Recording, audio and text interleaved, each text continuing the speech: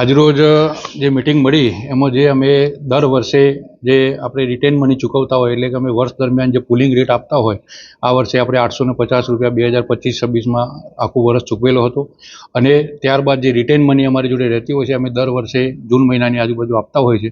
ગઈ વખતે આપણે સાધારણ સભામાં અમારા ચેરમેનશ્રી અને અમારા નિયામક મંડળે જે વચન આપ્યું હતું કે ભાઈ 30/6 પહેલાં આપણે રિટેન મનીની રકમ ચૂકવી દઈશું પશુપાલકોને અને એનું વચન અમે પાડ્યું છે અને આજે મિટિંગમાં નિર્ણય લઈ અને આપણે જે ગઈ વખતે જે 995 રૂપિયા પર પ્રતિ કિલો ફેટ જે ચૂકવ્યા હતા ફાઇનલ રેટ એ આ વર્ષે આપણે 1007 રૂપિયા પ્રતિ કિલો ફેટ ચૂકવવાના છીએ. એટલે જે 12 રૂપિયાનો પ્રતિ કિલો ફેટે વધારો કર્યો. અમે ગઈ વખતે ટોટલ 522 કરોડ રૂપિયા ચૂકવ્યા હતા. આ વખતે આપણી ટોટલ જે રિટેન મનીની રકમ છે 560 કરોડ રૂપિયા છે. કહી શકાય સાહેબ જે પ્રકારે આમાં દ્રષ્ટિ કેવું ટકા બોલવામાં તકલીફ એ થતી કે એના કાઉના મિલ્કના ફેટ અને બફેલો મિલ્કના ફેટ એ અલગ અલગ રહેતા હોય છે. એટલે જે અગાઉ ટકામાં આપણે બોલીએ તો ટકામાં દરેકની ટકાવારી જુદી જુદી થતી હોય છે. એટલે ટકા આપણે ન બોલીએ પણ 15% ઉપર રહેશે ટકા ભાવ ફેર અંદાજે.